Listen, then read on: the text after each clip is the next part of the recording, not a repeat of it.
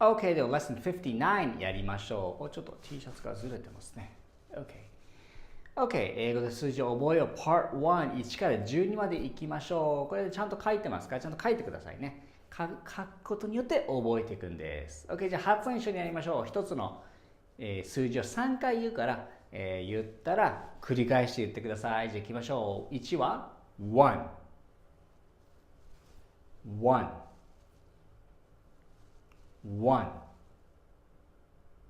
Very good。 2は two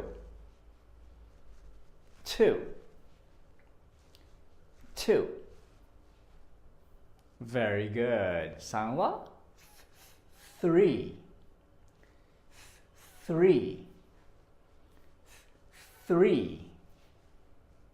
OK、very good。 そして4は four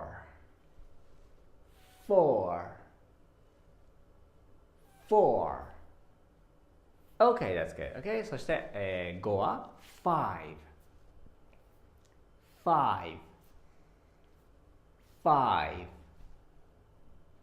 OK、そして6は six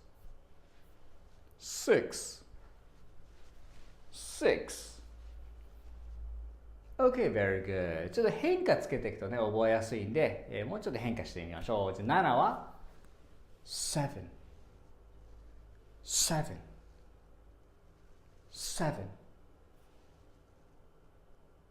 OK、very good。 OK、そして8は eight。 これ生まれる感じですね。eight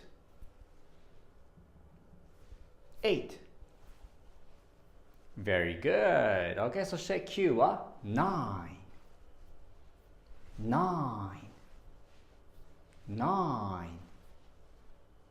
Very good。 そして10、これは ten で発音します。もう一回いきましょう。ten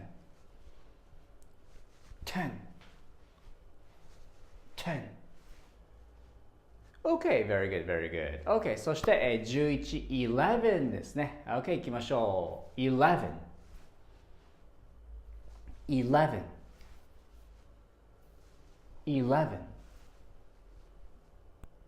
OK、very good。 最後いきましょう。12、12いいですね。OK、very good。 OK、さあ、1から12まで自分の年とかはね絶対覚えておいてもらって、あとも覚えておいてください。